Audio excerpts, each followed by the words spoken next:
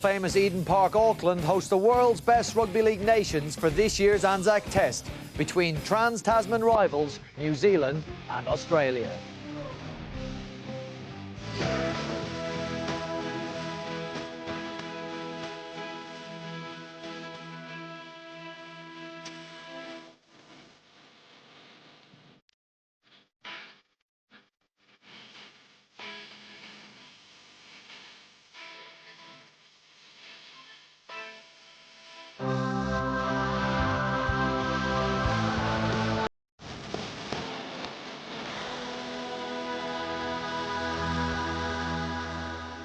Hello and welcome to Sky Sports coverage of the 2012 Anzac Test between world champions New Zealand and Four Nations champions Australia. With me in studio are John Wells and Sean McRae, and I'm sure they'll be hoping for a close game between these sides, something this fixture has indeed delivered in recent years. This morning's game is live from Eden Park, Auckland, a first home Anzac Test for the Kiwis since 1998. That game they won 22-16. Could that prove a positive omen for the sides today? Let's have a look at how they line up. And at fullback for the Kiwis, the Brisbane fullback Josh Hoffman. Jason Nightingale is on one wing with Manu Vatuvai on the other. There's a welcome return for Sean Kenny-Dowell in the centres. He'll be beside Simon Mannering. And it's an exciting half-back partnership for the Kiwis. The captain Benji Marshall beside the debutant, the exciting New Zealander Sean Johnson. Up front, the aggressive Isaac Luke. He'll be wedged between Sam McKendry of the Penrith Panthers and Ben Matalino of the New Zealand Warriors. Jeremy Smith retains his position in the side. Reward for Cronulla's great season. Frank Pritchard and Adam Blair will be the second rows. And on the bench for the Kiwis, a lot of experience comes in the form of Nathan Feen. A lot of aggression comes in the form of Jared Waria-Hargreaves. There's a first start for Jesse Bromwich of the Melbourne Storm, and he'll be beside Alex Glenn of the Brisbane Broncos. For the Australians, the world's best fullback Billy Slater. He'll wear the #1 jersey. Darius Boyd, more regularly a fullback for the Knights. He'll play on the wing beside Newcastle teammate Aku Uate. And in the centre is Greg Inglis of the South Sydney Rabbitohs and the informed Justin Hodges from the Brisbane Broncos. There's no Darren Lockyer. That means Jonathan Thurston moves into the 6 jersey. Cooper Cronk gets a start in the 7 jersey. The captain is Cameron Smith of the Melbourne Storm. And they got Paul Gallen moving from the back row to the front row, beside David Shillington of the Canberra Raiders. Luke Lewis will play at loose forward, and as a first start for the South Sydney Rabbitohs giant, David Taylor beside the very recognisable Sam Thaiday. And on the bench for the Australians, Manly's Daly Cherry Evans will be beside Ben Hannant of the Broncos and the controversial James Tamou of the Cowboys. Anthony Watmoe, ever reliable, exciting attacker, it finishes off the replacement bench for the Australia lineup today. Sean McRae, they say big matches are won by forward packs. We've got 2 very, very big forward packs going at it today. We have, Brian. I've not seen a rugby league game won yet without the forward pack dominating. Test match rugby league is exactly the same. Very emotional for the Kiwis, though, this match because of the first, since 1998, the first game on home soil. And that provides a great motivation for them and great excitement. And I expect them to come out and absolutely try and blast the Australians away. Don't know if they can do that or not, but that's got to be their goal. When you look at the ability, the ball-playing ability of the forwards in the Australian team and the aggression in the New Zealand team, have we got a little bit of scalpel versus sledgehammer here? That's one way of putting it, definitely. But it's a decent sledgehammer, isn't it, with the New Zealand team? I mean, particularly Isaac Luke, Adam Blair and Jeremy Smith. They make up a very, very aggressive part of a very aggressive pack for New Zealand. The problem will be, I guess, on home soil now, with so much riding on this test, is can they keep that in check and can they provide the platform for these sparkling halfbacks that we're going to see in combination today? Well, we'll talk a little about those halfbacks. Let's first of all hear from the coaches. Coach Tim Sheens of Australia, can his side cope with the retirement of Darren Lockyer? First, we'll hear from Stephen Kearney about his side's build-up this week. Yeah, I think it's probably been one of the best preparations for an Anzac Day test, certainly that I've been involved with. So the boys have come together really well, and the training's been really, really good. So for Kiwi League fans, is there reason for excitement tonight? Oh, definitely. We've got Sean and Benji playing together, and I'm certain that there's some real excitement tonight. Plenty of pressure on Sean and also Josh Hoffman this evening. Yeah, again, he's got a team supporting them, so they'll be fine. They're used to big games, so I'm sure they'll be fine tonight. What style of football from the Kiwis in this test match will beat the Kangaroos this evening? the Kiwi style. So that's really important for us. We play to our strengths, and I'm sure we'll go well. When it comes to the pack, is the Kiwis as good as the Australians? Yeah, well, again, I think if we play to our potential, I'm sure we'll cause the Australians a lot of pressure. And just finally, there must be a weakness somewhere in this Australian side. Have you found it yet? Yeah, it's the Kiwi team playing to their strengths. So that's what we'll be looking to do tonight. What you've seen at training this week, Tim, is their life after Darren Lockyer in this Kangaroo side? Well, we'll know after tonight, yeah. But look, as great a player as he was, football moves on. Every Australian side's moved on after some fantastic players. So, the two I have there tonight have really worked very well. So I'm expecting a great game from them. Can we expect Paul Gallen to rove around or maybe hang out in prop? No, Gal will be playing prop, so his job is secure the middle offensively and defensively, and he'll be our forward leader. So I expect him to play nice and tight all night. Can we expect a patient game from the Kangaroos in the opening 20? Oh yeah, we have a high respect for this team. I mean, these sort of games are always close, particularly early. So we need to, obviously, our field position is very important. Our kick chase, all the things that we talk about, us boring coaches all the time. But and possession, so it's just a matter of really working them over. They're a big side, and if we don't keep them away from our try line, we're going to be in a bit of trouble. Well, it's not a bad side Tim Sheens is in charge of. Sean McRae, coach during the week, will work with his side and then ask them to deliver the game plan. He has got two very, very talented halfbacks to do that. No Darren Lockyer. He's confident that Jonathan Thurston and Cooper Cronk can fulfil that role with aplomb. Well, the Darren Lockyer build-up went for years and years, didn't it, when it was going to be his last game, and everybody celebrated that. It's a new era now. But Cooper Cronk comes into this team having played 4 grand finals for the Melbourne Storm, something like 13 caps for his country and 6 Origin games. Well, he's hardly a rookie. And he'll play alongside Jonathan Thurston, who's a very experienced player. And Jonathan Thurston is at home playing at 7 or 6. It doesn't really matter for him. So I don't see there's going to be a huge difference in the way the Australian side play. They're just going to rely on their forwards rolling down the field, giving them some time and space. And if they've got that, Cooper Cronk takes advantage of it, so does Jonathan Thurston. Well, he's in absolutely wonderful form for the Melbourne Storm, Cooper Cronk, at the moment. Let's look at the halfbacks for New Zealand. We know all about Benji Marshall, the captain. We know his talent. The guy beside him today, Sean Johnson, wearing the number 7 jersey, is one of the most exciting talents to come out of New Zealand in a long, long time. We'll see him in the middle of the screen. It's a special night for him, for John. It is, yeah, and it's a delayed debut, really. He's having a chat here with Benji Marshall. They're probably running through some last-minute plans that they're going to do. He should have had his debut, shouldn't he, in the Four Nations, pulled out of that through injury. They're a fantastic half-back pairing, mouth-watering pairing. Tim Sheens is as excited about it as an opposition coach as Stephen Kearney is. One observation, Stephen Kearney, probably to say that is the preparation time they've had. They've only had a week, whereas these guys, the Australians, they wear the Queensland shirt together, the key players in this Australian side. They have to play a lot of minutes together. Very, very familiar with one another's company. Time will tell how that works. Sean, there can't be many better Australian hookers in the history of the game than this man, Cameron Smith. Well, you know what he's done at club level. He's exceptional at representative level. Absolutely, Brian. There's a long list of hookers. You can look down the line and think, what a great player, what a great player. I'm not sure I've ever seen anybody better than Cameron Smith. He's fantastic about... He very rarely sets anybody up unless he puts them in a good position. You very rarely see a player getting belted from him. He's got a terrific kicking game, loves that left foot kick, gets out the left side, 40-20 option. The other thing too, he's a great leader. He's a tremendous leader of men, and hence he's got the captaincy. Can Manu Vatuvei expect the ball kicked in behind him regularly from Cameron Smith today? Yes.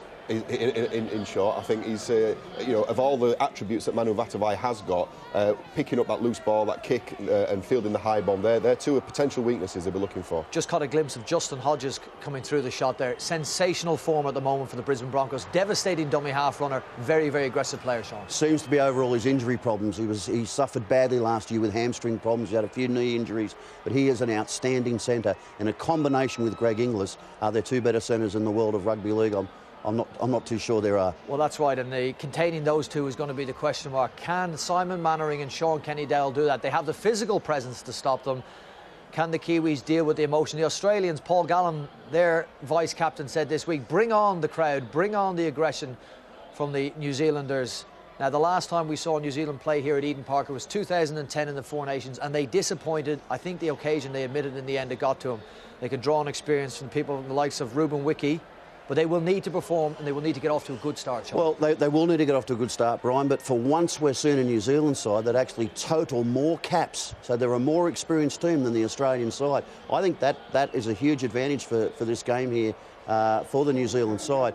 It just gives them stability, it gives them experience, it gives them confidence within their ranks, and they must come out and explode. It's the only way they can beat Australia. Get out of the blocks. Benji Marshall's leading out a very, very experienced pack. Jeremy Smith, I'm going to talk about him and Isaac Luke, because you mentioned them, that sort of sledgehammer approach to the game. What they need to be is disciplined with that, John. And that's that we mentioned, we touched on it before, didn't we? We were saying that the danger is here is that the emotion gets to them. They're naturally aggressive players. It's a big occasion for them back on home turf. And it'll be, I think time will tell, how they settle into this game. Benji Marshall and Sean Johnson can only play and can only deliver what they're capable of if the pack set the foundation for them. One guy I just want to touch on, we've not seen him yet, Jesse Bromwich, the Melbourne Storm prop forward.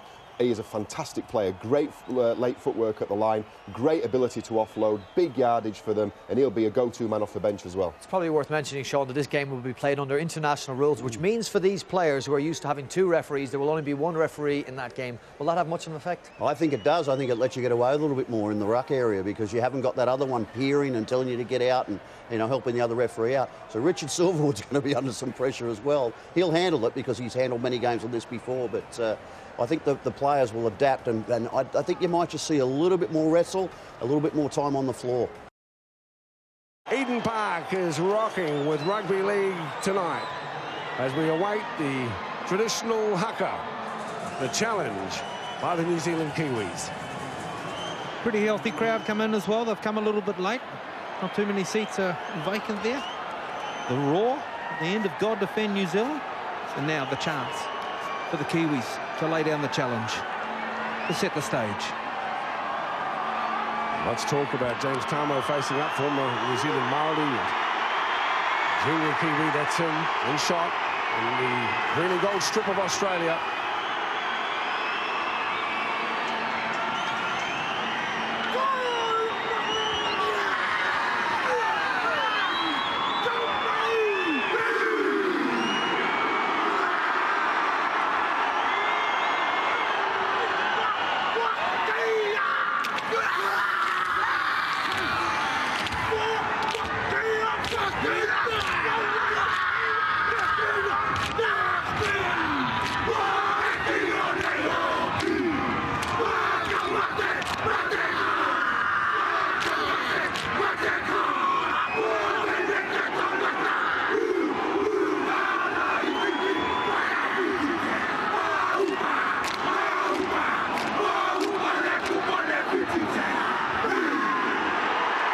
So the haka warms the crowd at Eden Park with Benji Marshall in front, Isaac Luke and Adam Blair, Jared Warrior-Hargraves as well. Well, the challenge has been issued. We're about to get underway for the 123rd edition of Trans-Tasman Test Rugby League. Looking after the whistle tonight is Richard Silverwood. Sideline Aaron Keisha and Jeff Eunice. Video ref is Dave Pakiito. Welcome one and all. The Kiwi team will be playing from east to west here. We're broadcasting from the southern stand. There's Paul Gallen, 200 metres each NRL game. Sean Johnson, a lot of pressure on the young player. Cameron Smith, Frank Pritchard, two of the heavyweights of the competition.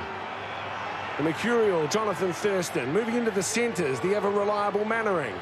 Billy Slater, the magician. Vatuve, the beast. Shillington, the giant.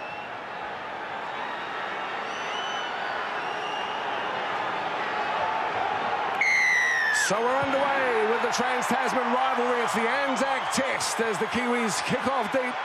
Australia with the first opportunity with leather in hand. And the Kiwis make the very first tackle through Frank Pritchard. Here's Slam and Sam. Went straight into Jeremy Smith as well, and Ben Matolino. Young player from the Taurua Eels, 23 years of age, playing in his 12th test this evening. Matolino. Again, it's Paul Gallen. Now out to Thurston. Here is David Taylor. 122 kgs of power. He's about 15 short now of the halfway. Looking up on the inside again is Paul Gallen. Collects metre after metre, and now it's back for Smith.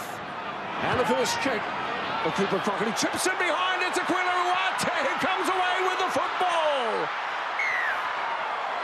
Turnover of possession. Only Cooper Cronk. Sean Johnson goes down to make the tackle, and looks like he's somehow immobilised himself. But what an entertaining start. What a way Ever to the start. unconventional. Well, how tragic could this be for young Sean Johnson on debut? Might be the shortest ever debut in the history of the game. So Cronk looking to kick long. Uate's up. Catches it perfectly. In with the shoulder. And then he looks straight at his leg. Uate's solid. Gets a little bit of a piece of him.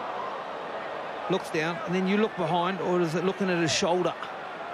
Possibly dislocated. Didn't really get full contact with the shoulder, and the arm jolted against Uate. The 21-year-old Sean Johnson in his first tackle of his international career. There's some concern there on the face of his Warriors skipper as well, Simon Mannering. They pay some tribute to Aquila Uate. And a great little play there from Cooper Cronk, who works him wide. He's hard to handle one-on-one. And as he shifts,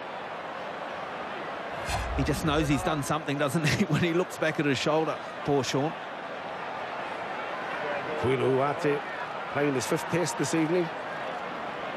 Born in Fortua in Fiji. Aquila played his junior footy there for the Woi club. Johnson to his feet, and the crowd unite as one. Plenty of the Kiwi hopes pinned on the young playmaker's abilities. Well, he's being protected somewhat, working wide.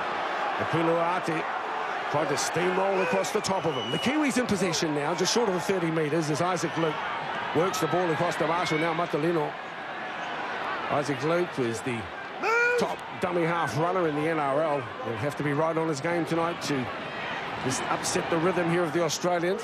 Arwen Bittenbill's working sideline for us. Arwen, conditions and thoughts there as Johnson very nearly ruled out of the game in the first minute. Well, the first thing to report on is Sean Johnson, believed just to be a stinger in the shoulder, just contact there, hits a nerve and just sort of sends a pain down your arm, but he's fine. Been given the all okay from the doctor. The conditions are perfect. Not much breeze to talk about. If anything, it's favouring the Kiwis. Thank you, Arwen. There's the launch, and it's back. So Benji Marshall with a big high kick. Tried to torpedo bomb, but didn't quite get a piece of it. Slater swallowed it. Now Uate comes in second play. Jeremy Smith getting involved too. Smith, hugely experienced, the 32-year-old. It's across to Thurston. Inside now for Taylor. 2 South Sydney representatives in this Australian squad, with Inglis as well. Now it's David Shillington. Joins the wonderful list of internationals who've come out of the Raiders club over the years. We can forget the names of Big Sam McKendry, sorry, Dale's come in here and put a good shot on Shillington. Shillington a little bit worse off under the weather in Australia in that set of 6. Well, they love the drop-off ball. Thurston will run to the left and he'll drop some players off. This time he found Taylor. And then when Shillington comes in for his run, he steps. Let's have a look at McKendry. Well, it's more a head clash than anything else. And as he goes to ground, he drops the football. Turns, yeah, there you go. The chin of Shillington cops the head of McKendry. Head tougher than chin. Bit of character as well. It's always going to be a big matchup too. Sam McKendry chosen for his big bulk and frame and his uncompromising attitude. 111 kgs is Sammy McKendry, and you're rocking into 114 kg as well in Shillington. I was going to say, if you reckon he's a big man, Shillington's an absolute giant. And there, just been a fraction lower and getting himself down underneath Shillington there. Sees him a bit fortuitously come off. Better. Sammy McKendry too has had his jaw broken in recent times as well. Let's have another look here. There's Shillington and McKendry. Played his junior footy, Sam, in the Mount Albert club here in Auckland. Connections up to Dargamel and to Glen Scully, playing out of the Penrith club. Shillington, the only Raider in this Australian team. And of course, the Raiders have already provided 2 Australian captains in Meninga and Glory Daly. First real opportunity of the match, however, is provided for the Kiwis. They'll get the scrum 30 out for this first set of 6. So let's see what they've got up their sleeve. They're fanned out to the left here. Marshall standing at 5'8". Johnson, one outside him. Well, it's been full of action already, hasn't it? A very near bad injury there for Sean Johnson. And now, of course, for Shillington. So the Kiwis in possession. Inside ball. Manu's left it behind. First play on the set as well. Wasted opportunity. Huge opportunity gone begging. Had a Bo Peep. Australia had put Thaiday out at centre to stiffen it up. And as Manu comes in on the unders ball, Thaiday standing in front of him. It was the right play. Take players across the football field, bring the strong man back, and there, well, he had plenty of time to catch the football as well, and then to do some work. Well, basic. A confidence player too, isn't he, Darryl? So across we work now for Darius Boyd with his first touch of the pill. There's Big Manu. Just want to rebuild his confidence. Almost puts it down as well. Dave Taylor with it. Taylor out of Rockhampton as Australia work the football.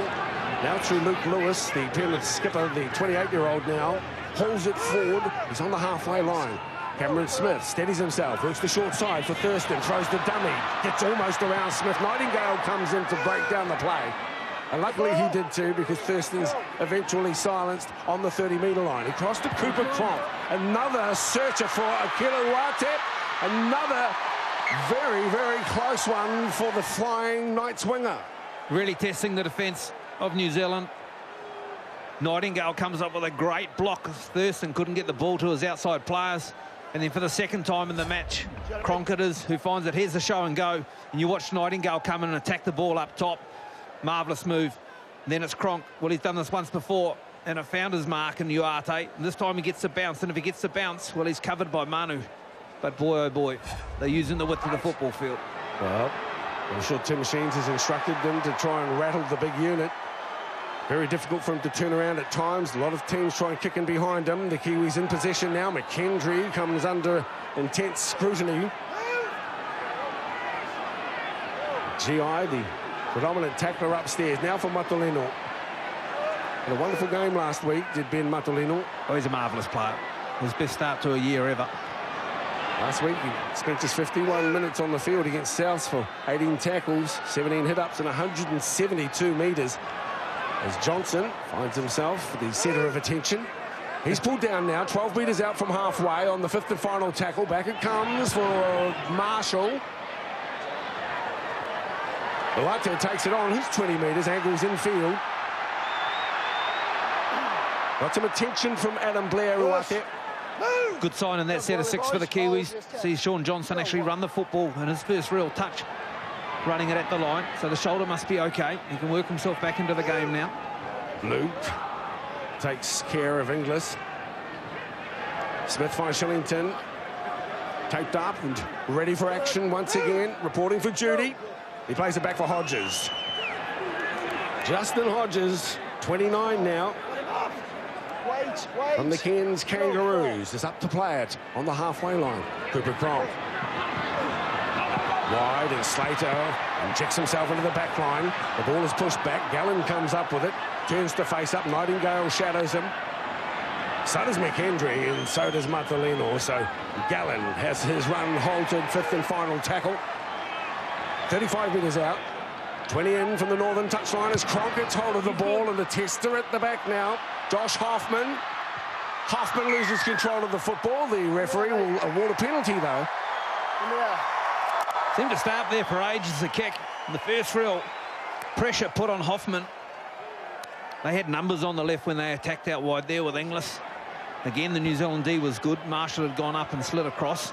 And then off the back of it, the big high bomb goes up. And Hoffman, he didn't get any cover. And Slater misjudges it and then just tries to get a lazy arm in there.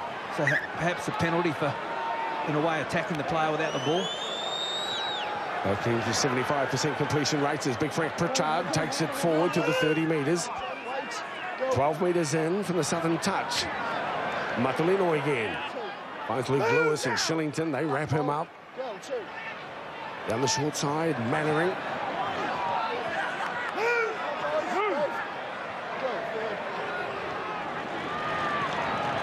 Here's Johnson, probably sideways, throws the dummy, tries to slice in to the gap that's created there momentarily between Taylor and Thurston. Short side run, fourth tackle gone. Now it's up to Sean Kenny-Dowell.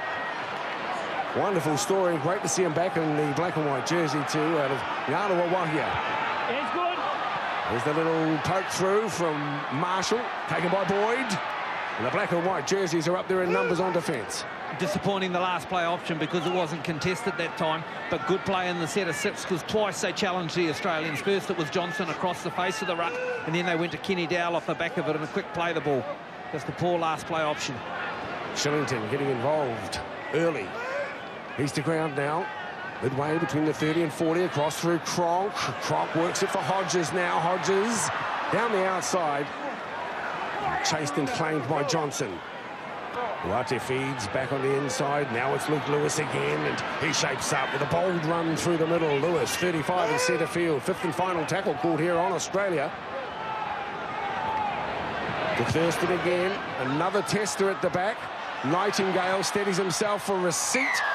And again, Australia inside. And another penalty for New Zealand on their 10 metres. Well, I've got to say this is good refereeing because the kick's pretty much spot on. And as Nightingale goes up, he's got no protection or no cover. And Taylor, although he's in the area, he's not actually having a crack at the football. He's just trying to make a menace of himself. And he's right in the zone of the catcher. Richard Silverwood, one of the most experienced referees in England. We see again, declined by Nightingale. Been in outstanding form. Facing Nightingale, last year's St George Illawarra Player of the Year. This is Adam Blair. And good yards, good work from dummy half from Isaac Luke. Right short of halfway, Luke calling for the quick play the ball. He's got it now, darts forward 5 or 6 metres, and it's Taylor who grabs hold of the young man born in Harwood. No doubt many of his family have come up from Harwood too. He plays the ball back for Marshall now. Through Smith and Johnson. Out to Pritchard. Wide, and it's Vatuvai. And Duarte, we clash, and Vatuvai's too close to the line. Manages to get it back on the inside. Pritchard now. Here is Johnson, pulled down by Smith. Pritchard works the acting half. The roll-on is here as Martolino comes charging towards the line. He gets one out the back door. And Smith is denied on the line by desperate David Taylor. This is Luke. Marshall now. The ball's been hit down by Thurston, who will come up with the football. But the knock-on is called by referee Silverwood. Good play from the Kiwis. Really asking some questions of the Australian defence that held rock solid. Marvellous skills here on the left with the charge from Vatuvai early, and then he got the ball back in field.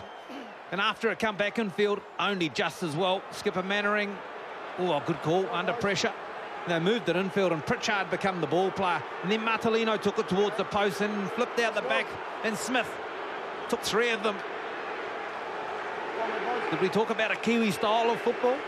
Just pop it out the back door. We'll go down to Alan Gutenberg in a moment, but while the Kiwis are on attack, we will ride with them. It's Marshall who feeds the scrum, and now to Johnson. Johnson finds Mannering. Mannering gets the back door shot, finds Hoffman. Hoffman quick to his feet. 8 metres from the try line. Back it comes to Frank Pritchard. Cameron Smith is there. He's getting able assistance as well from Gallen. The Kiwis camped on the Aussie line now. Here comes McKendry on the boil. McKendry just half a metre short of the line. Luke calling for the quick play the ball. Has a look. Luke is over. He stole it like a thief in the night. He's in to score under the posts. Well, I've often been critical of Isaac Luke and his runs from dummy half, but you've got to give this one to him. A marvellous charge from McKendry, who looked like he was going to score himself the previous play the ball, and he really took it to Australia. And off the back of it, they set up to the right, and they were looking to go that way. And the sneaky little work from the man from Harwood. Oh, he did well. Beat Shillington all ends up, and had good strength to twist in the tackle of his opposite, Cameron Smith, and put it down, well, right under the post. Isaac Luke The hero of South Taranaki is in to score the first try in the 123rd Test match. The 3 kids, and he'll be very proud dad. They'll be a very proud family as well.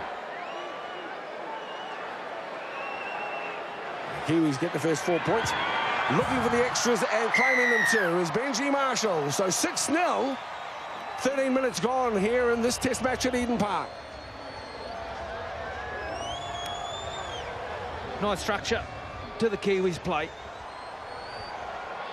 They worked one side of the football field with Kenny Dow earlier, and now they started working to Manu and give Manu good early ball, and then Pritchard heavily involved back up through the left-hand passage.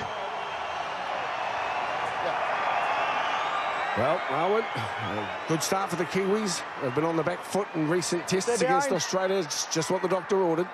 Exactly. Look, great start from the Kiwis. They're playing the right type of footy in the right areas of the football field. They're muscling up when they're bringing the ball out of their end, and when they get down to the Australian territory, they're playing that Kiwi ball that Coach Steve Kearney was asking of. Batalino plays the ball, and Pritchard been heavily involved already. 2. Move! That's his 6th hit up. They play it back for the try scorer, Luke. And McKendry. Plenty of willingness from Sam McKendry to get involved as Jeremy Smith, the elder statesman of this Warriors team, him and Nathan Fing in their early 30s. As the ball has worked across to Marshall now, punched into the corner, and that's taken by Slater. Now it's on to Boyd. First. Brilliant play from Slater to get to that on the field. We'll see the Australian bench. Let's see what they've got in this set of 6. They've started the game with good width to their play, coming from one side to the other. Smith works the short side, finds Slater. Slater with the dummy, and he's almost away. Great ball on the inside, Cronk. This telepathic communication that exists between these Storm players. Almost a sixth sense as Hodges gets hold of the ball. The Kiwis now backpedaling through the hands of Smith. Now on to Lewis, and it's Sean Kenny Dowell who stifles the party. Comes through and snaps the ball out of midair. He just stood there, Sean Kenny Dowell, and Lewis passed it straight to him. Kenny Dowell now. On the wind-up, Garuawahia raised. Kenny Dowell. Back now was Matulino. Loses the football. Play on, says the referee. Australia with the ball now, and it's Hodges. He turns and faces up. Wrapping him up as Mannering. 40 metres out from the try line. 20 in from the southern touchline. Here's Friday now. Back into the ruck goes Big Slam and Sam. Got rid of Mannering. Mannering came again. Friday up to play it for Cronk, and inside for Shillington. McKendry does well once again with a good defensive effort. 25 metres from the try line. The Kangaroos with it now. Here's Thurston. Thurston's still going, and Blair snaffles him from behind and puts him to the deck. 25 out from the line. Paul Gunnan manages to get a pass away. Thurston. Danger for the Kiwis on the far side. Inglis! Inglis loses the football, and Hoffman comes away with it. Knock on. Kiwi scrum feed. Oh, ominous signs here for the Kiwis. There's a little offload from Gallen, not quite wrapping the football up. And Australia get to go again. But they scramble, as they've had to do a couple of times. And as Inglis gets the football, and he actually beats his opposite in Kenny Dowell. And as he reaches out trying to find his winger in Boyd, they come again and dislodge the football. Time for a breather for the Kiwis. They needed it. 16 minutes gone. 6-0, the scoreline here at Eden Park in the Anzac Test. Ball in. Out! Marshall again to feed the scrum. Latuvai, quick play the ball. Hoffman comes in from fullback and darts forward 6 or 7 metres. He too keeps those play the balls coming quick and fast. This is Mannering, some pressure on as well. James Tarmo is on at 16. So it's Ben Hannant. This is Nightingale trying to get around Thurston. With the football, and again making good inroads. And then a flick back on the inside. This is Marshall. Lays it on. Back up the middle for Jesse Bromwich. Making his debut, the 110 kg 21-year-old. Played his junior footy with the Mangalewa Marlins here in Auckland. Johnson launches it high, taken at the back. It's off the hand of Vatuvei, handed the touch. Huge torpedo bomb. No one really got a good look at it. Manu just happened to be standing under it when it came down to ground. With Australia keen to move quickly and do so. James Tamo raises the ire of the Kiwi crowd. Palmerston North-born and Bidlevin Knights as Hannon comes on with the football. Down to you, Arwen. Yeah, look, David Shillington's gone up the tunnel to get stitches in that knock to his chin. We've got to say that the Kiwis are turning up at the moment, but they're turning the ball over in the poor part of the field. We saw Matalino turn the ball over, Australians on the attack. That time, a kick that didn't get great execution. Manu comes up with a spill. They've got to play the game down the Aussies' end of the football field. Here's Luke Lewis now. Short side works Smith, on to Thurston. The little poke over the top and a tester for Nightingale, who is equal to the challenge. He's very good. His aerial game is fine. Good call, Arvin. While New Zealand need to get to their kick, and sometimes they need the kick to find space. So at the end of this set of 6, after they've been to the pump, they need the long kicking game of Marshall or possibly Johnson to find some space. Here's a take from Nightingale, does so well, gets back early and then comes forward to attack the football. There's McKendry. With a settler through the middle, McKendry onto the 30 metres. Luke. And across to Johnson. Fourth pass from Johnson, not much room for Pritchard, taps it back, play on, says the referee, and it's in the hands now of Isaac Luke. Fifth and final is the call. Hoffman works the acting half, and back to Marshall it comes again. Predictably downtown. Darius Boyd takes it on the far side of the field. 24-year-old Boyd into the Newcastle Knights.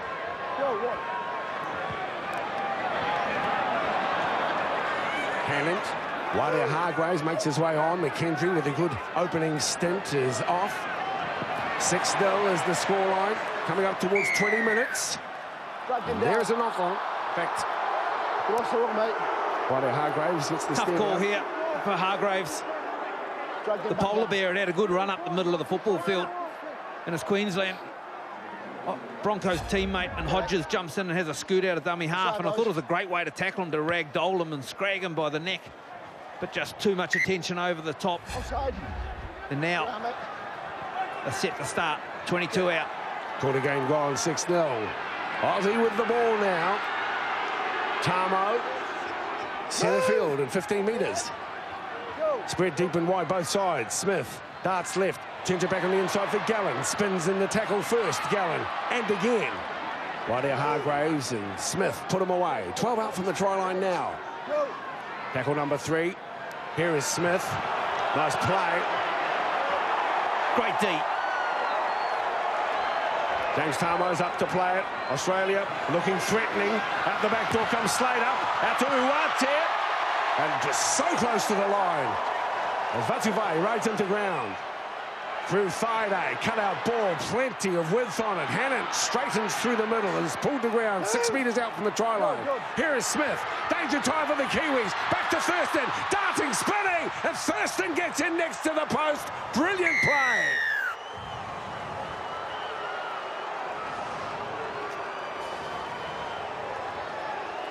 The shift of the football, just too quick for the Kiwis to recover.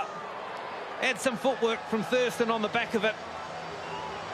Went all so close with Uwate in the right-hand corner. And there was a big, long shift to Hannett, who went right through the middle. Then Cameron Smith sums up the numbers well. The Kiwis all having to race in. Marshall can't quite get a good shoulder on Thurston.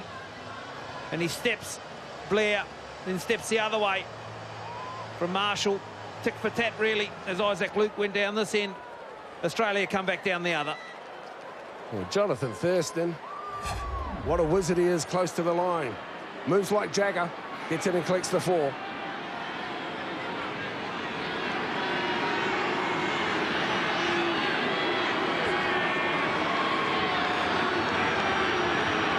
Always threatening. The ball in hand, close to the line, Jonathan Thurston. playing in his 23rd test.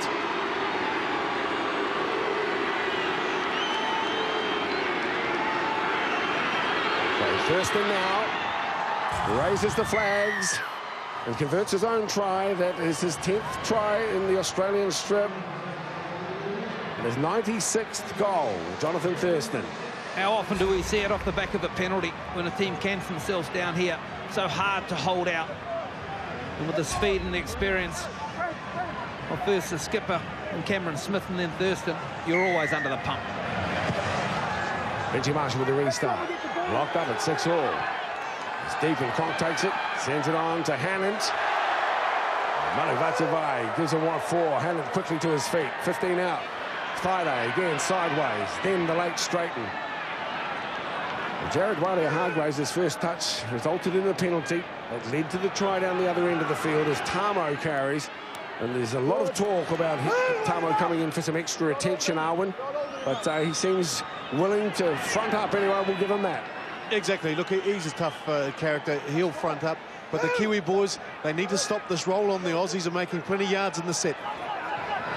Cronk and Friday.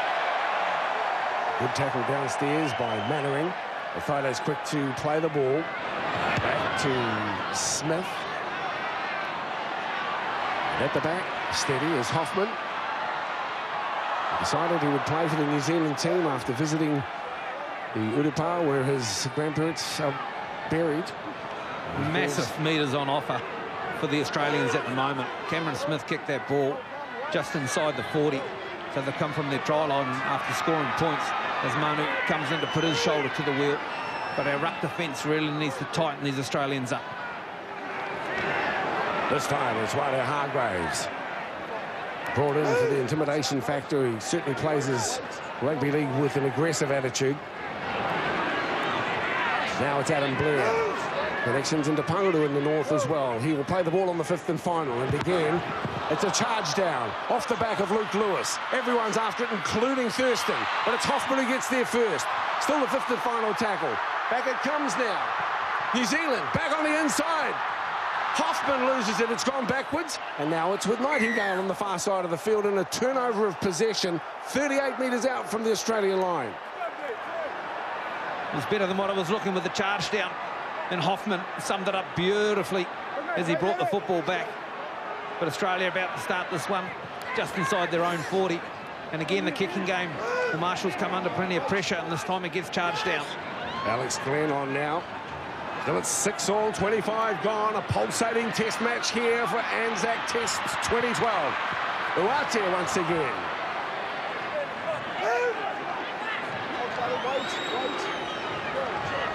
Australia steady themselves for another tilt at the Kiwi line. The crowd start to chant, the Kiwi chant. The Australian ball movement, it's slick. Here's Cronk, using it as Thurston. Here's Slater. Slater is round the outside. Down the left goes Inglis. Brilliant. Wonderful. Oh, the GI does the business down the left edge. Finding runners everywhere. Hodges had just done a move on the right-hand side with Uate coming back in, and that's where this movement started. And then they shift it right across the other side of the football field. One of their other superstars is there to be the recipient. Kenny Dow gets caught short. He had numbers coming in. It was Lewis. And then a catch and pass. Nothing Nightingale could do about that. And a lovely dive into the corner. The ball from Cronk. And then Thurston, which found, guess who? Billy Slater on the outside of SKD. Kenny Dow created the try. And the one-finger salute, saying, yeah, baby. Thank you, boys. Lovely to see him back, by the way, Greg Inglis. And what a find he has been used at number 1. Problems there for Hoffman as well. Down to you, Arwen, and obviously Slater, we can inject himself in pace, causing problems wide. Exactly, the first time Billy Slater gets the ball with a bit of pace and gets on the outside of Sean Kenny-Dow, and then Greg Inglis that close to the line. Well, he was floating across from 5 metres out. He's just too big, too strong. The Kiwi boys really are under the pump at the moment. They've got to get somebody in that forward pack to step up and put on some sort of tackle that's going to stop this momentum the Australians have at the moment. Jonathan Thurston from the far side of the field, looking to add the extras to the Greg Inglis try. He'll come around, waiting, and the flags are up.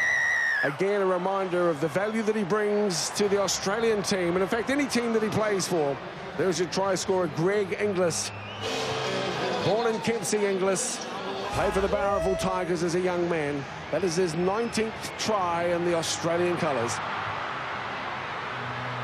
Marvellous work with the yards on offer. And conversely for the Kiwis, as we see another long kick-off down to the corner. They need to stop the roll on as the polar bear gets a shoulder from Pritchard. Hannah on the 15. Hodges trying to sneak some meterage down the less defended side.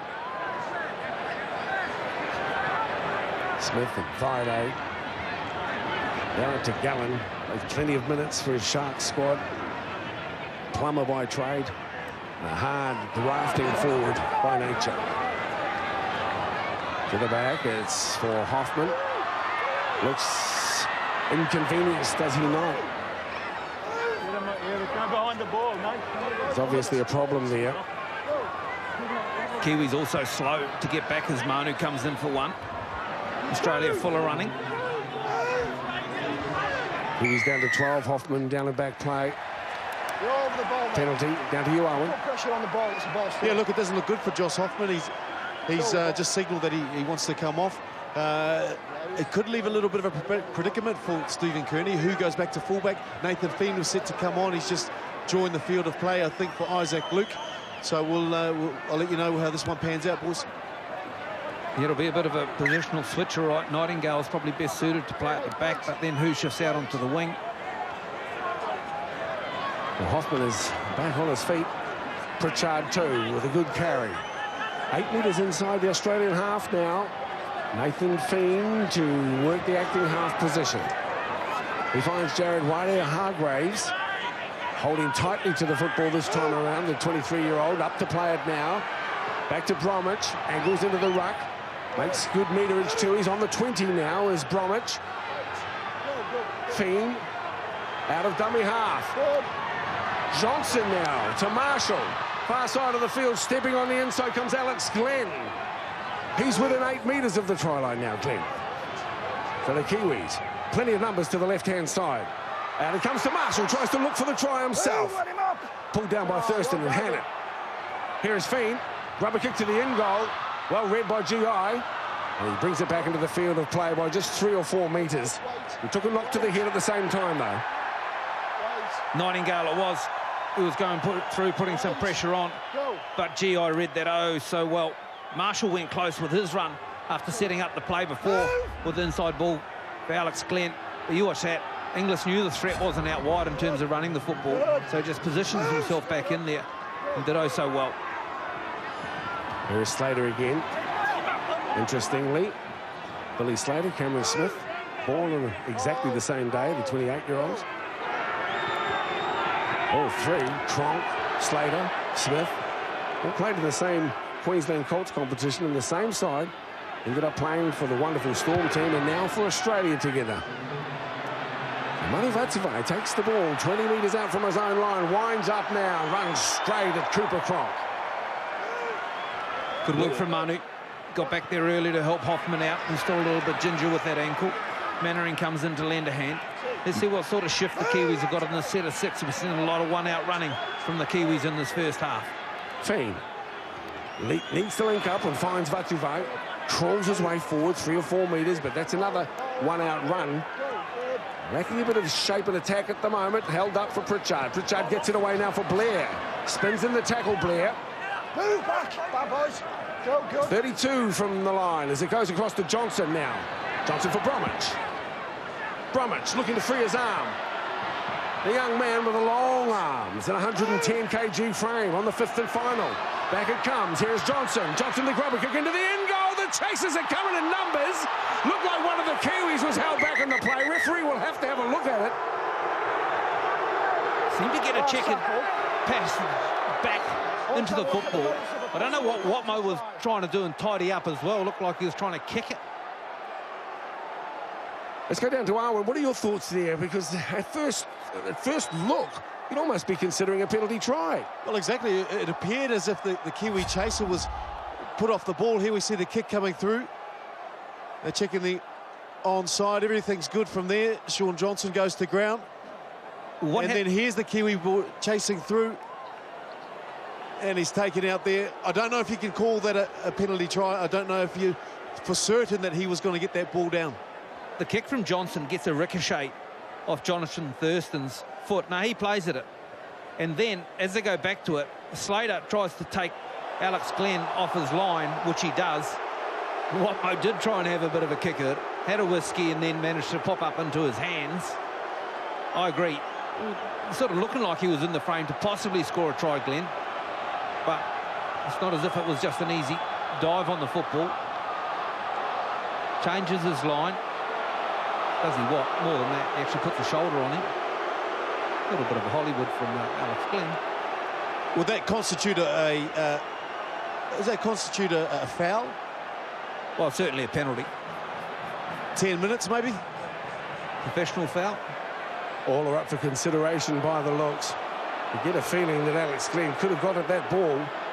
And so there are plenty in the crowd here, Kiwi supporters predominantly.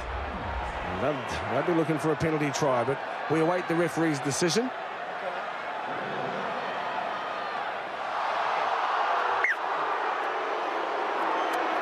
You go for 10, mate. But there will be a penalty. In fact, there's a sin bin there for Billy Slater. Might be a whistle too for Owen. Well done, Owen. Well, one thing about having an international referee, and Richard Silverwood's plenty experienced. He refereed the last 5 Super League Grand Finals. And it differs from the NRL, where you have 2 interpretations. This one man gets the say. The crowd would have preferred a try, but Billy Slater's off for 10 minutes. Cameron Smith asks the question. There's a chance for 2 points. Will the Kiwis bother about it?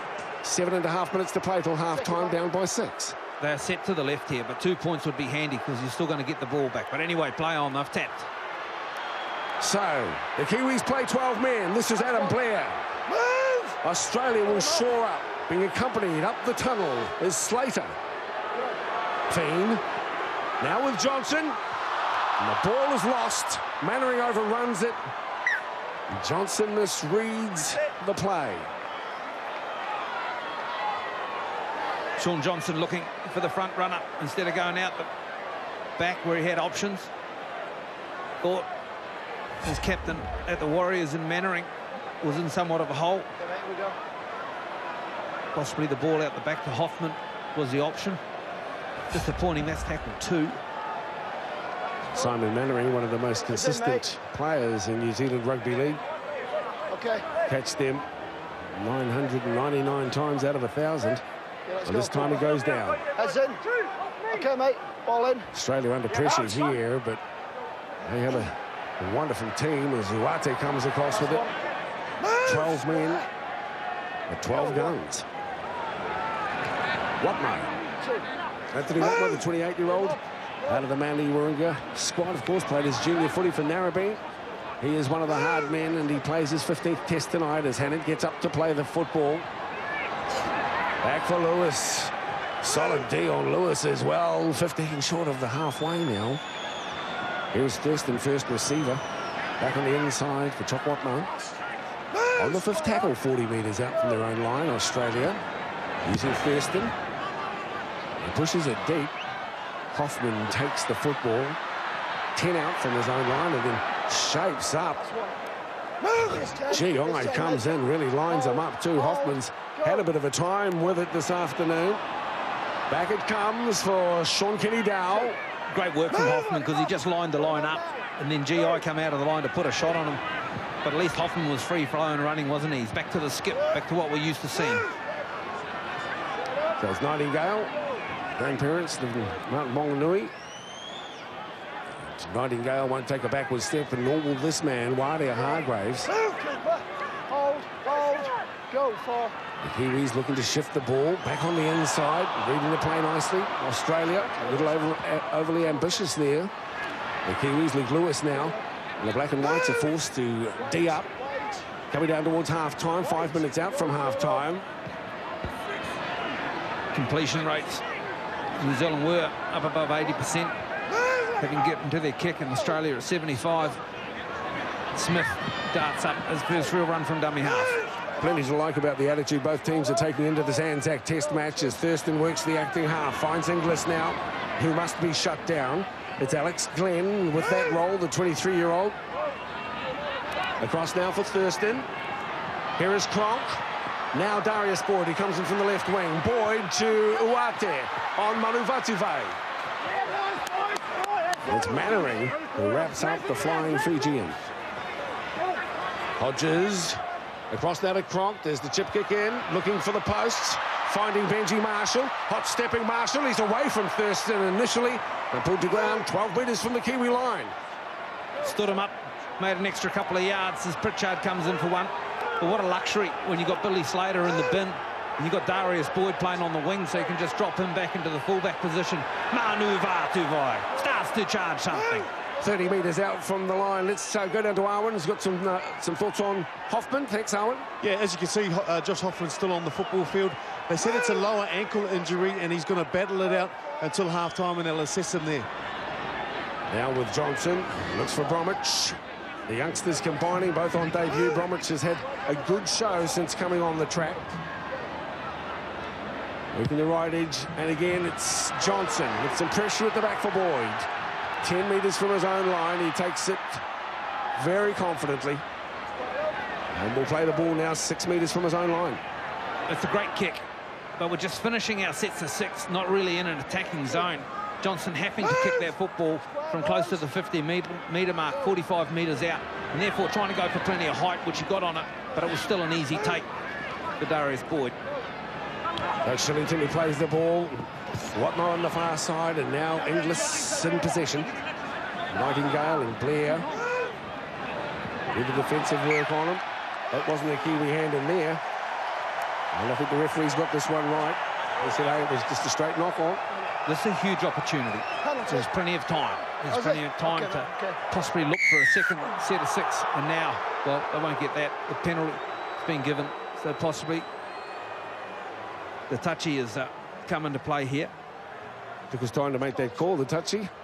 I was just about to say that New Zealand hasn't made the most of the opportunities when they've been given time in the Australians' half. Let's have a look here. As he goes to put it down. Oh, well, please. He's already adjudicated on the ruck in terms of playing the football. So how can he go back and do that?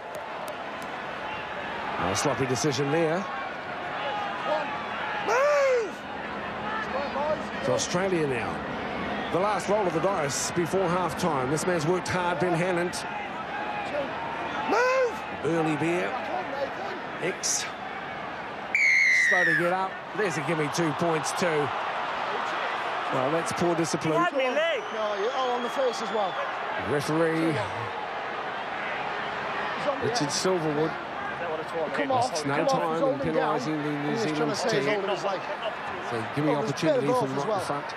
Penalty. Well, what's been disappointing here is 39 minutes into the match, of course they're going to take the shot when they're one man down, take up some more time and see out the half, and then Slater's only got a couple of minutes to come back in the second half. But please, he's changed his refereeing in the last 5 minutes in terms of the play the ball area. Sure, he got Kenny Dow a couple of times for being a little bit too long, and then he over-adjudicated and give a penalty away there.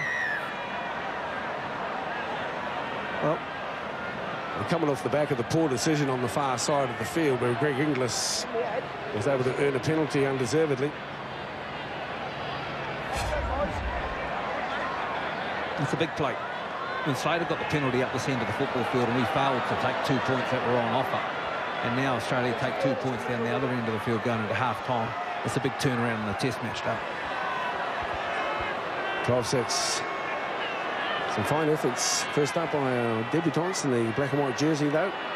Certainly Jesse Bromwich has stood up to be counted with Jonathan Thurston from 27 metres and about 5 metres to the right-hand side of the posts.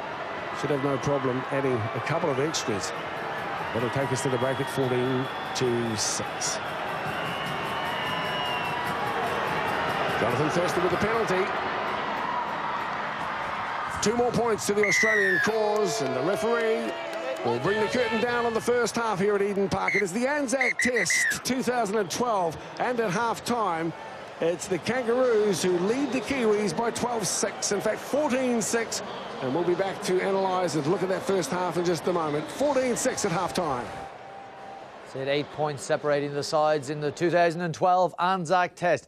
Very little to choose between them. Can the Kiwis come back? Can the Australians continue their role on this game? Join us after a short break for full first half analysis and comment.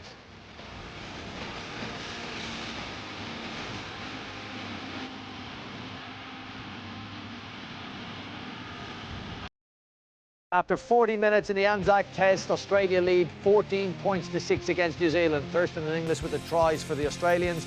Isaac Luke got New Zealand off to a good start, John Wells, but they had an early scare. They did, and it was Sean Johnson, what is it, the mercurial half-back there. He was injured from the leg of Uate here, trying to make this tackle, trying to affect this tackle. The word came from the commentary team, though, a stinger only. Look at the impact here. He nearly left that shoulder on Uate's thigh, didn't he? Wow, he was able to continue, though. He was able to get back in and help his side out. Australia, though, making early examinations of the Kiwi defence. It was Jonathan Thurston dummying his way through. Only the presence of mind and position of Jason Nightingale preventing anything worse there on that occasion. But Australia immediately offering a threat on the other side of the field, on the other flank as well, through Cooper Cronk's kick. Just a touch too much. And Uate not able to get on the end of that. Australia, though, conceding territory through penalties for unfairly challenging the New Zealand catchers before Isaac Luke opened the scoring at Eden Park, looking there to see what was on before outdoing Shillington, already battle-scarred Shillington, to open the scoring for New Zealand. That made it 6-0. Australia levelled, though, moments later on the 20-minute mark. Thurston dummying his way through, his footwork undoing Adam Blair, and levelled the scoring. And we were just saying in studio before that we'd not seen much of Billy Slater during this first half. And then he pops up, doesn't he? Chimes his way into this line, does Kenny Dowell on the outside for pace, and then dispatches Greg Inglis to nudge Australia ahead again. Brilliantly executed play. And then the moment of controversy, and it was Billy Slater who just provided that try-scoring pass moments earlier, taking out Alex Glenn off the ball. Not a penalty try because Watmo was there to clean up, but was 10 minutes in the sin bin for Billy Slater. How crucial that will be, we will only know later on in the game. They've survived 5 minutes, though, of Australia, and in fact, they went 2 points further ahead through the boot of Jonathan Thurston. 14-6 at half-time, Sean. Australia ahead on the scoreboard. Stats-wise, there's not much between these sides. 4 errors apiece. New Zealand 15 missed tackles, Australia 13 missed tackles. But you get the feeling the dominance from Australia is starting to creep into the game.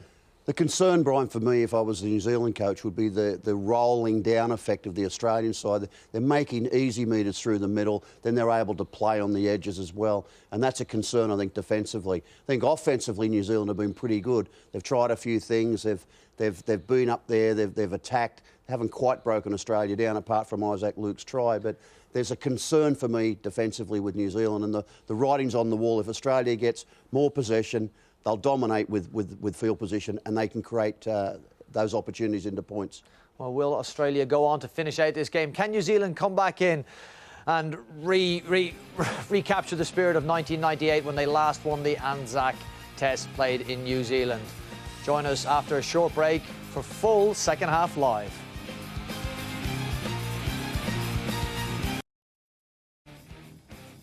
Half-time in the 2012 Anzac Test. The Australians lead 14 points to 6. It was the Kiwis first off the mark with a try from Isaac Luke. The Australians have hit back. Thurston and Inglis with tries. They do have Billy Slater in the sin bin, and he will remain in there for, I think, the first 2 or 3 minutes of the second half. Well, the New Zealanders, they'll want to start this second half as well as they started the first half.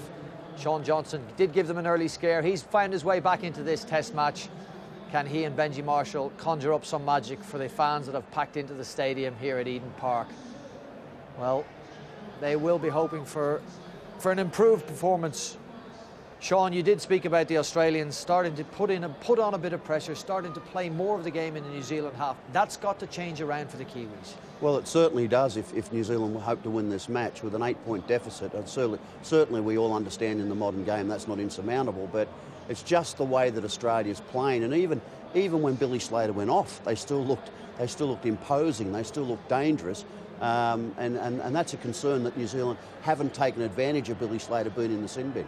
John, a concern for the Kiwis would be that most of Benji Marshall's kicks are being fielded on the full relatively easily by Darius Boyd and Billy Slater. He needs to find the ground with some of these kicks. Yeah, and it surprises me because Sean Johnson has the better kicking game, arguably, the better longer kicking game, and that's what they should be employing, because the forwards are not making the inroads that they were in the first 10 minutes of that first half. The Australian pack seem to have absorbed that pressure and absorbed that aggression, and the half-backs are not able to play off the back of that. They've been very, very quiet this first half. Is there a bit of a worry there, Sean, that if these two packs do neutralise each other, good and all as they are, that Australia have by far the better outside backs to take advantage of that? Yeah, that would be a concern, Brian. I think we've already seen that. You know, we've seen the when Billy Slater has injected himself in and he's created that extra man, and he's just got so much space and time, and you've got Inglis or you've got Hodges on the outside, and then, you know, the Darius Boyd or Uarte can take advantage of those situations. They just look more crisp, they look more efficient when they've got the ball.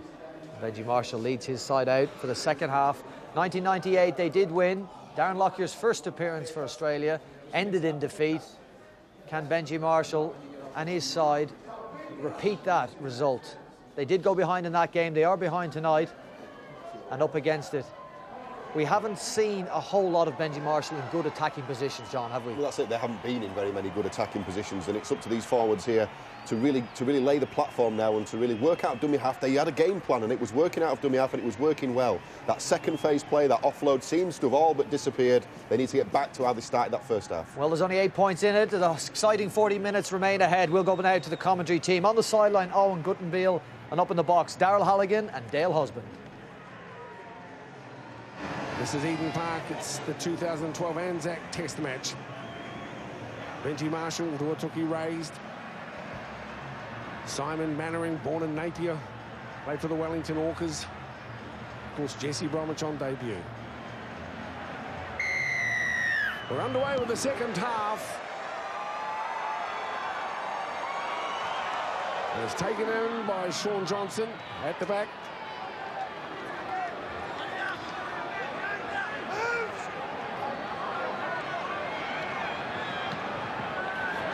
Walia Hargraves with the football as Australia come around in numbers, 14-6, your scoreline. There is a penalty. A welcome penalty as well. Penalty to start the match. Of course, Australia starting the second half just with the 12 men. Billy Slater still in the bin. Has a couple of minutes before he'll be back on the football field. 4 on the tackle there from Australia, and just taking too long to get off the Kiwis. Well, they haven't really profited from his absence as much as they would have liked, the Kiwis. Again, Bromwich. Find out more from Owen Guttenbeil in just a moment. Back it comes now to Adam Blair. They want to just up the tempo a little now, Blair. In fact, the whole Kiwi squad need to up the ante if they really want to make some inroads into this classy and slick Aussie outfit. Back it comes for Pritchard. That's a good carry from Big Frank. Got the arm loose. Tempted to pop the pass too. Fiend delivers up now. This is Johnson. Works it across field, grabbing. Then picks up on Marshall. Marshall with a staggered run. Out wide they come to Nightingale. And he is forced into touch as well on the third tackle. So New Zealand making errors and driving Nightingale too close to the chalk as Billy Slater is to wait the word from Tom McEwen when he can get back onto the field. About 20 seconds to go. Disappointing this. I know we've just had an opportunity and we set up and we did get to our play, but then we just shifted the football. Australia had numbers there and they just shouldered over to the sideline. Luke Lewis filling in on the wing, or that far touchline, had Nightingale covered all day. No real threat there. Needed to find the foot with the football, challenge a little bit more. Yes, there was some structure there, but there was no penetration. Maybe Sean Kenny-Dale should have just straightened himself and held on to it. Well, exactly. It was the first time we've seen the two halves from the Kiwis, Johnson and Marshall linking up in a back move. They just went too lateral that time. Now, messages from the sheds, Tim Sheen's, his message to the Australian boys was no one breaks the wall. They've got a call that no one comes through the wall. Also, to keep structure. It's very important that they keep their structure. From Stephen Kearney to the Kiwis, stay in the grind, and we've got to get our kicking game right. 25 metres out, that was one direction. Just took a little shot from and driving all our Kiwi teenage girls into a frenzy. Can't see why myself, but Very popular band out from overseas. Australia in possession now with the football, and they're just 5 metres short of halfway. Smith. They're not sure of what to do and content to just grab a couple of metres forward. Has a go at his teammate too, Bromwich. Back it comes for Cronk, and Adam Blair gently takes him out. A little bit of confusion at the back there, and Josh Hoffman did very well to take the ball. And he did well because he was under the football, and Manu had come across to get himself involved, but he was the dominant player. The fullback takes it if it's on offer. Australia there just had a little bit of indecision with Cameron Smith. That's a fine take. Well, Manu Vatuvei looks as though he has injured himself too, more than just a bit too, I might add. The big man doesn't go down easy, 112 kg, but things don't look good down there. What's your first take at that, Owen? Owen's away from his position at the moment, just getting some info. He'll be back with us in a tick. Possibly a lower leg injury. Let's have a look. Gets through the tackle and charges. Uate's the one who swings around the legs there on the ankle. And, well, to be fair, they don't call him the beast for nothing. Look at that. Charges into his work. And just there, I think the hip of Uate and the weight of Uate landing on the ankle. Gets to his feet. The Kiwis are still with the football. Bromwich, I like his attitude. He could be in a black and white jersey for a long time to come. Billy Slater is back on the field. Full complement, Australia. Now Johnson gets it across to Marshall. Now for Kenny Dowell with the football pulled down just 12 metres short of the halfway line. Up the play goes SKW. Nice play, the previous one. Tip-ons from the forwards. That's the attack we wanted. Alex Glenn up Feen, short side. This is one deep. Poor kick from Nathan Feen. Well, the Kiwis want to try something different, but their execution is poor at the moment. Execution in that set of six was brilliant. I love the tip-ons from the forwards. It was challenging. It made the Australian defence go lateral. And possibly a hole might have opened up. And then we can't finish it. Now, well, the big polar bear, he stuck his neck out. Someone in the Kiwi jumpers clobbered it. Alex Glenn. Poor kick from Nathan Feen, though. Sends it down the sideline, but finds its way into touch. So Smith with the ball. We've had chances, there's no doubt about that. The Kiwi supporters, they can recognise that. 5 minutes gone in the second half. 14-6, the scoreline remains. And now we'll get a chance to do some more defence. So Shillington, who plays it back for Smith, finds Cronk. Watno with the football now. Still haven't seen Danny Cherry Evans. Back it comes to Cronk. It's an intercept. And it is Sean Johnson. Johnson on the far side of the field. There's no one home at the moment. Johnson will go all the way. We've seen him do it before in the NRL. And tonight we see him do it again in a Trans-Tasman test. Sean Johnson's in to score. Well, just when you wanted something, who was going to produce it? Australia have passed the ball laterally all game so far. We saw one intercept in the first half, and that was Sean Kenny Dow, had it passed straight to him. And Sean Johnson, a fine reader of play, watches the ball come to him, sees Cronk. Hodges is the player who gets on the outside, and it's an easy take from him. Then you back the speed. He's got plenty of that as well. Puts in the hard yards early and just cruises at the death. A magic piece of work from a talented young player. Magic Johnson is the name they'll be calling him now. He started woohooing about 30 metres out from the try line. But why not when you've got that sort of confidence? But you also need the football brain, and you need the ability to read play, good vision, peripheral vision, and then put yourself in the right spot to possibly take away from the tackle and attack the football. The young kid did it. Well, Owen Guttenberg couldn't come at a better time for the Kiwis 7 minutes into this second half. Well, exactly. Go back to the first set of six where he looked as if he'd popped his shoulder. There was a whole gasp of breath from the whole crowd here. Sean Johnson stays on the field. he weighed it up perfectly. Like Chook said, he read the play, waited for the pass, the ball to be in flight, and then attacked the ball, and with his pace, went all the way. Benji Marshall adds the extras. The Kiwis fight back, 14-12. I like the kick from Marshall as well. It was mid-range for a goal kicker, so it's on your given side. And here, as Cooper Cronk goes, he knew to. He was already chasing after the ball had left his hand. It's a woohoo from Sean. You beauty, he says. Here's the restart, and that's from Smith to the far side of the field. It's taken in by Vatuve. He has the ball stripped. And luckily for New Zealand, they will get another chance with it in hand. There's always something happening when Manu's charging the football up.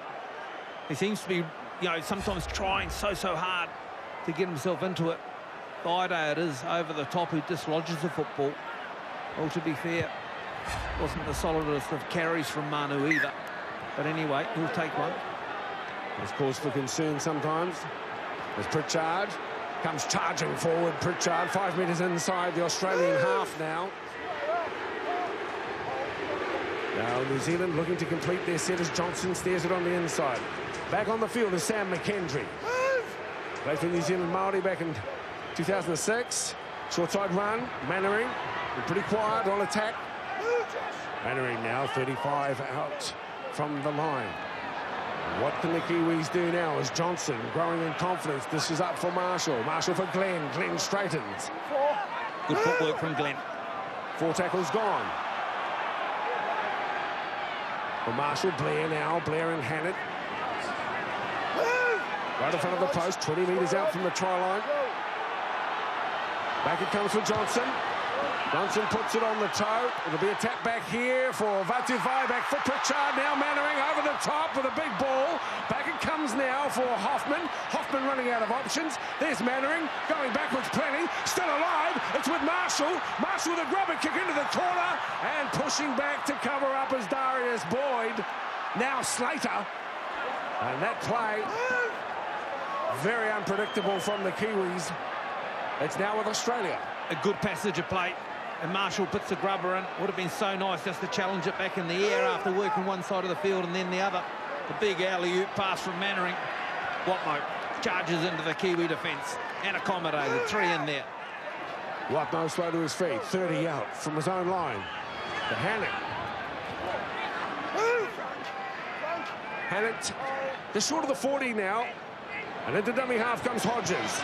He's starved of the football somewhat. Justin Hodges is a man who likes to get it in his hand. Playing in his 12th test.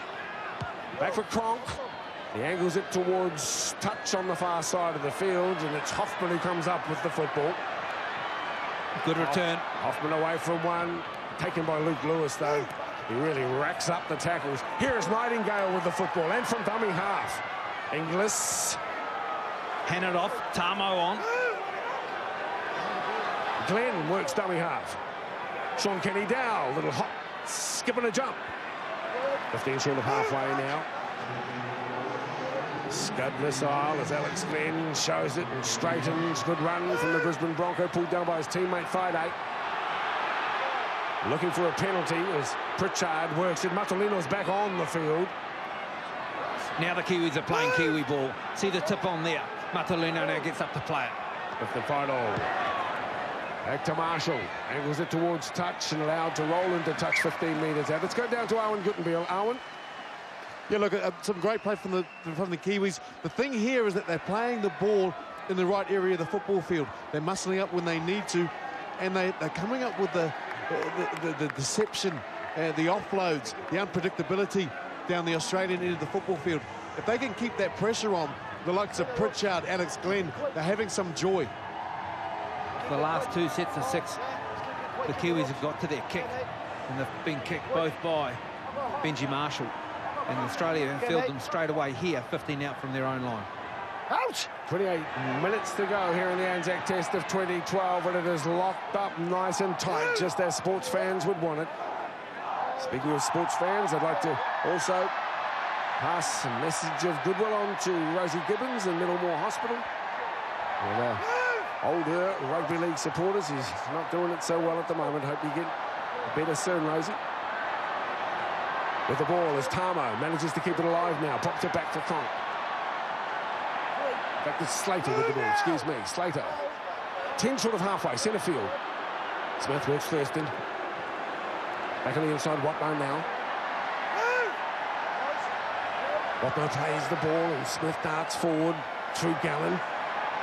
Now to Tamo. Keeps it alive for Friday on the far side. Friday trying to get around Pritchard. Comes at Vatsuvai and it's Mannering. He gets it from behind and puts him away. Fifth and final tackle it is. As it comes for Cronk. This one's got plenty of air on it. Nightingale is underneath it. Nightingale has his eye on it. Nightingale hasn't got the ball yet. The Kiwis come up with it. Desperate effort from Josh Hoffman. Good work at the back there. Nightingale went up. Hoffman was there to cover.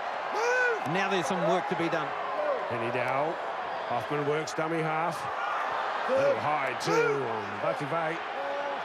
Luke Lewis continues to tackle his way out of trouble. Fourth tackle now, and there is a penalty to the Kiwis. 7-4 the penalty count in favour of the Kiwis this evening. Cameron Smith questioning the decision. Referee Silverwood says you're trying to turn him over in the tackle. Let's have a look at it. Smith gets a good bump. Oh, bump, did I say? Bump there. And Smith just a little bit too much attention over the top for a bump.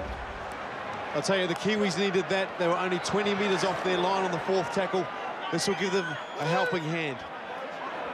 Bump could be a new dance move there, DJ. This is Matalino through the middle. Steady and solid, young Matalino. And his 12th test as comes back for Johnson.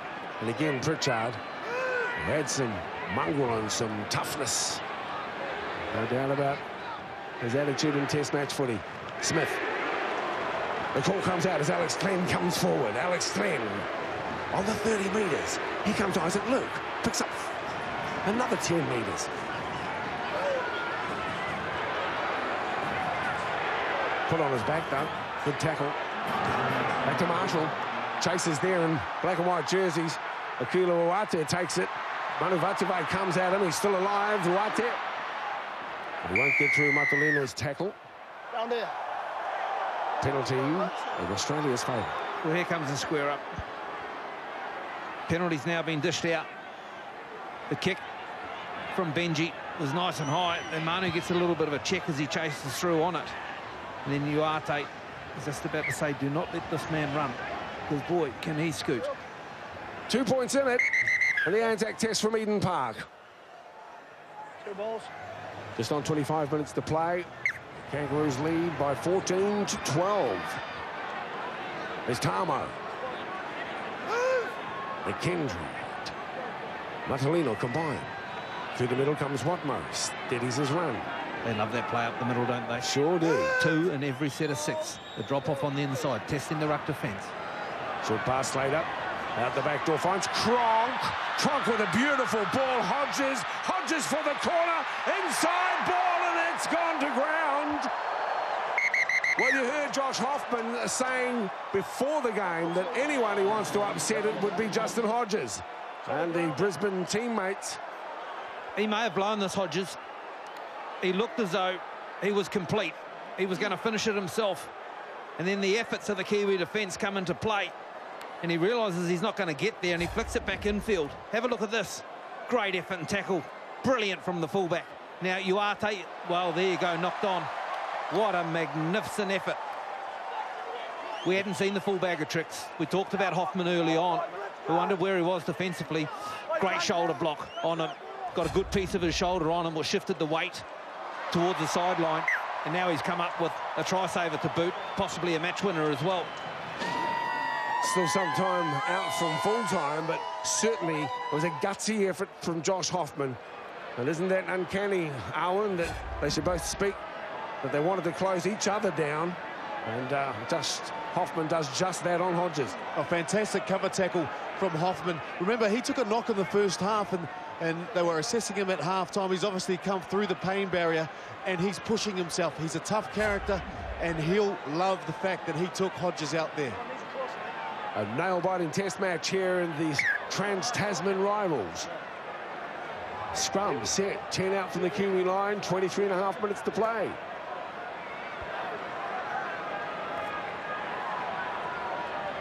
Don't you love it sometimes when the defensive plays in the game like that play such a part? One of the most important tackles Josh Hoffman will make, certainly on debut. It's been acknowledged by all his countrymen, even though he's Mackay born. It's Luke now. Glenn springing the step for the Kiwis. To the 30 they go this time. Smith and Fido working hard on D. Isaac Luke again probing with those darting runs from dummy half. That's his 14th run for the Kiwis from the acting half position. Just 6 from Australia. It's Glenn who works it across now for Johnson. Pushes it deep. No problem for Slater. Would have preferred to have kicked away from Billy the Kid. He's cut down to the tackle of Nightingale. Pritchard on the exercycle. Boyd. Few opportunities for Darius. Tamo. Got to respect his attitude. Been willing to take on all and sundry. Up a metre short of the halfway line. And Smith with a little short ball out to Watmo, who tries to work through the middle again. Back to the skipper. Slater and Cronk to Friday on the far side. Up in numbers, Johnson. Good D from the Kiwis. Johnson over the top. And Mannering as well. Back to Cronk, so here's the tester. Nightingale lines it up again and does exceptionally well. Nightingale tries to step inside Boyd. He's very confident under the high ball. Not the most threatening set of 6 from Australia, that one. Smith got caught at dummy half a couple of times, and they left it up to Cronk on the right to work an edge with Friday. Adam Blair. Let's have another look here at Nightingale climbing.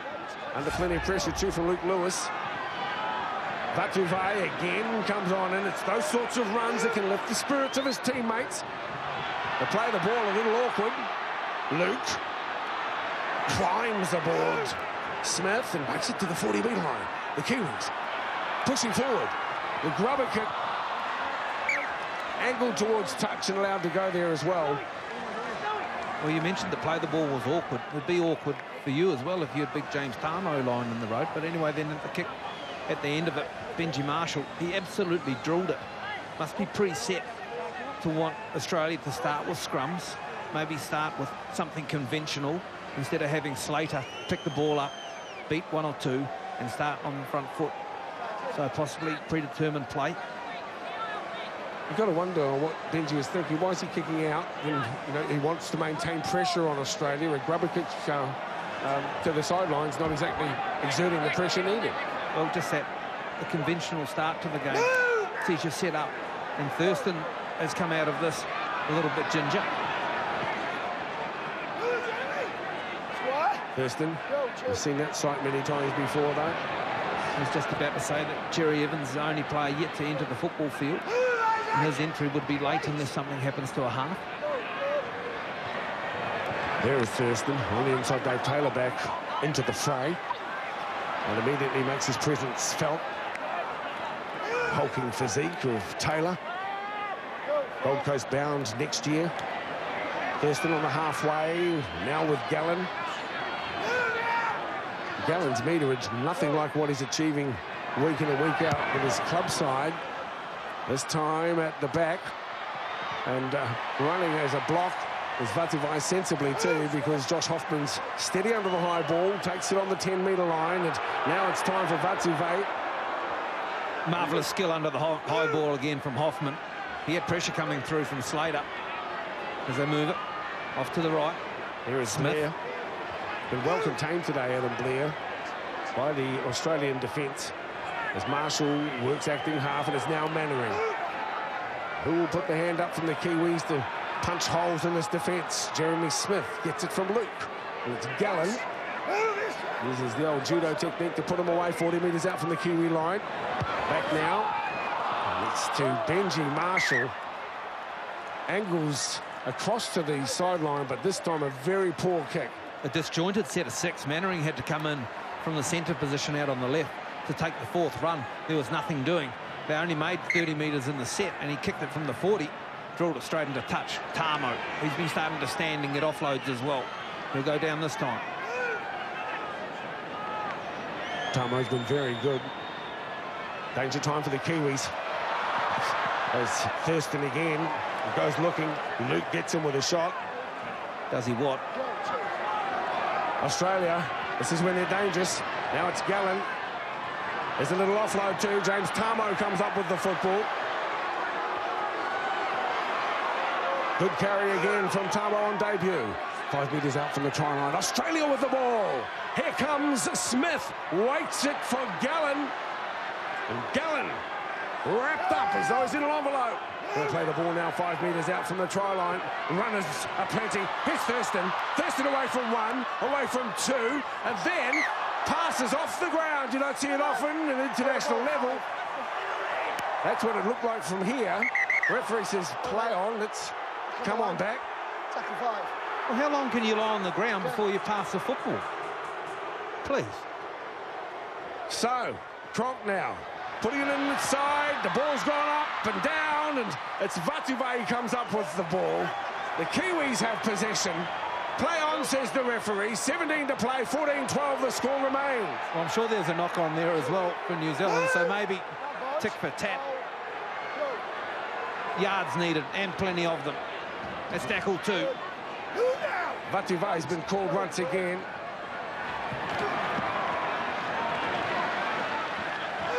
Working hard is Alex Glenn. Back will come for Jesse Bromwich. 5 tackles gone now. Couple of average kicks in the lead up to this one. That's sent deep as well. Good long kick too from Sean Johnson. Not only was the kick a good long one, Sean Johnson got in there and started directing play. 2 tackles before that. He started to hit up, put 1 pass on, and then he stepped up before he kicked the football. So he set that up, 3 plays out. Well done. Uate with a hop and a skip, but a jump doesn't go anywhere. 25 out. Down to you, Arwen. Yeah, look, James Tamo's just come off the field. You mentioned that he was doing some good stuff, but as did Sean Johnson, exactly. The kick bounce space, they were able to get a good chase down here. Now they're going to sustain pressure. Here's David Taylor. Sean Kinney down, Adam Blair forced to put on a good defensive effort. Ben Hannant, 40 out for the try line, Australia. Smith. Here's Thurston. Puts the kick in, trying to get them in behind Vatuvei. It'll be a restart of the 20. No problems there for Kiwi supporters. They'll be happy with that. Well, they'll be happy with that. They've been tested all right, though. What about the Coltrane starting to run on the left here? Big Dave Taylor. Defensive efforts on this edge are really, really tested in the right for the Kiwis. And then they go back down the other side. And Manu lets it go dead. Hoffman makes a good 10. Isaac Luke a bit slow to dummy half. Nightingale, the winger, will come in and lend a hand. Takes a good run and gets another 10. No good yards. 2 of 10. 10 short of the halfway as Nightingale gets up for Luke. Now to Bromwich. Bit of a roll on here for the Kiwis. Offload back on the inside. Hoffman. Hoffman's got a runner. That runner is Nightingale. He's away from 1. Looking to outstep or get away from Watmo, who comes at it again. 8 metres from the try line now. Nightingale. It's Luke out of dummy half. Luke still holds the ball. Luke still standing. Pops it out the back. It's Nightingale again. Across now to Alex Glenn. Glenn looking. Is there a runner on the inside? He takes the tackle. Kiwis on the hunt for a try which will take them to the lead. Across it comes for Bromwich. Stop, start, loses the football as he's flung to ground. Play on, will say the referee, because I'm sure Dave Taylor's come up with it. We had the weirdest structure here in play for the Kiwis. The bust was brilliant. There was an offload in it from Bromwich, who found Hoffman, and he scooted through, and then looming up in support was the winger and Nightingale, who got out of the tackle of Slater and started heading back towards the post. Thurston comes across, as does Watmo, and then it changed. And as they move the ball across here, Bromwich Well, one-on-one with Taylor, who's got a mid on the ball and gives it a bit of a flick, so that's fair. But we had Jeremy Smith and Adam Blair standing out on the touchline here on the right-hand side with their hands in the area as if it was going to be a kick. Australia get the scrum feed on the 10 metres. Back to Inglis. Around Sean Kenny Dow goes Inglis. And it's Marshall who buries GI. Well done, Benji Marshall. It's a couple of metres in from touch. On the 30 metres, back it comes now for David Taylor. He's up to play it and working on the inside. It's Watmo with the football. Watmo, of course, picking up a premiership ring with Manly Warringah last year as the Australian team work wide, trying to link up with Hodges. He manages to get the ball away now for Slater. Slater trying to get around Manu, manages to get the ball to Uate, and he's closed down by Mannering and also by Jeremy Smith on the far side of the field. Australia coming back at the Kiwis now. This is Thurston. Beautiful ball for Taylor. Taylor looks to get away, pops the pass, it's Blair, and then they get the ball back. Play on, says the referee, surely not. Come on back, says referee Richard Silverwood. Adam Blair. No advances, mate. Keep the ball alive, really.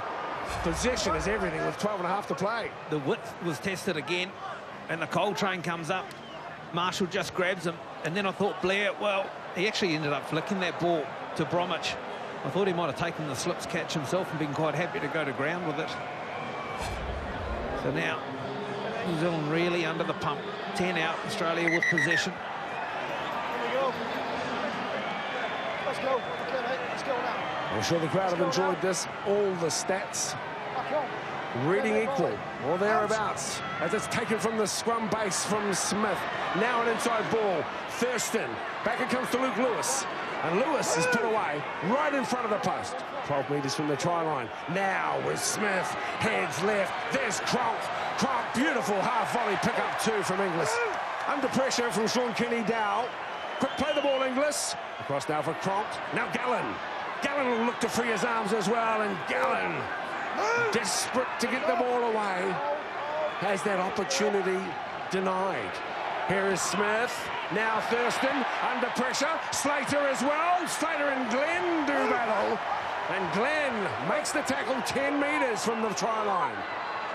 Across now for Thurston. Thurston inside for Gallen. He stands, will look to pop. Manages to get the pass away. It is Smith to Slater. Numbers on the far side. This is Hodges. Inside ball. And a charge at the line for the number 7 Cronk. Still with it. And this is Smith. Smith climbing over the top of Jeremy Smith. I think they might go upstairs and have a look at this one. First glance, it's looked as though Cameron Smith got the ball down. Your thoughts, DJ? I was about to say, I don't know how New Zealand's held Australia out here before this play came about. Cameron Smith went to the little grubber kick. The body language of the Australians will tell you they believe he's finally got it down. So, on the last play, he grubbers through, is good enough to have it rebound back into his own hands, and then a dummy which fools one but doesn't fool Smith, and then twisting and turning, and he's held up there, but I think he's got a second effort in it, which will see a try be scored. Desperate defence was going all the way of the Kiwis, and then the captain of Australia delivers a blow that New Zealand's going to hurt or feel right through the heart. There it is. You say it. I don't want to say it, Dale.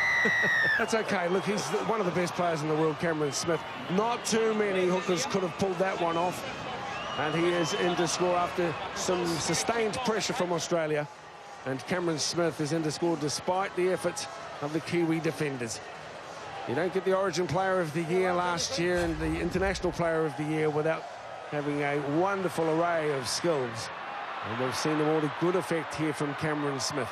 Cooper Cronk was held out with a desperate tackle. Again, Josh Hoffman. There was marvellous defence on this side of the field when Hodges came back infield looking for runners. There was plenty queuing up. And in a way, it took a bit of a second effort. One with the kick and the feed for the ball through the line. And then the second effort with a bit of a shove from one of his teammates to put the ball down. Jonathan Thurston looking to add the extras. 18-12 with just under 10 minutes to play. The Kiwis have had their chances. So Jonathan Thurston looking to add the extras to the Cameron Smith try.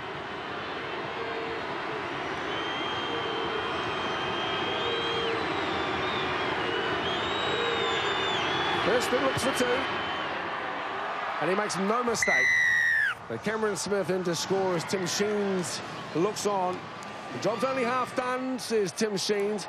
This is the young man who turned up at Melbourne Storm's offices when he was a 17-year-old back in the year 2000 and has grown in stature and abilities to now be one of the world's leading rugby league players.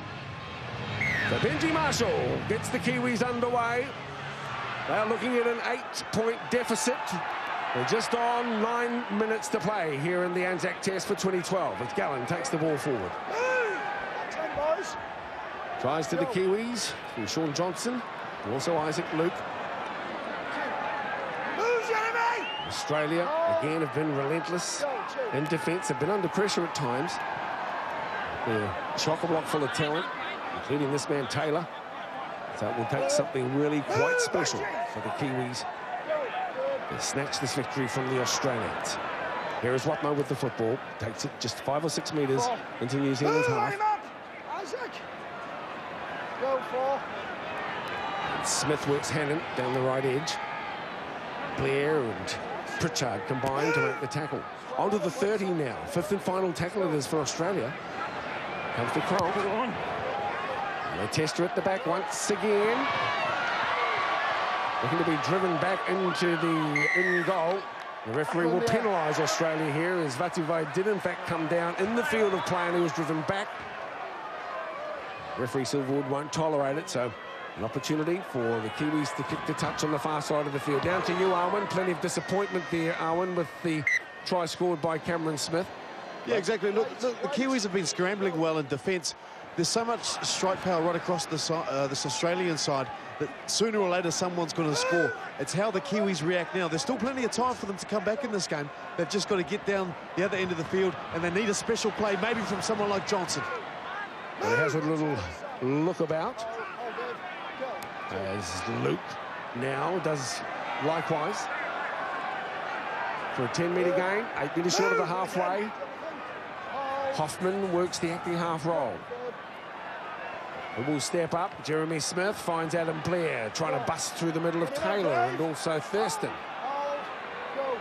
Blair now plays the ball and it's across to Marshall. Simon Mannering on the far side. But maybe delivered a little earlier than necessary. As Vatuvai finds himself on the 20 metres.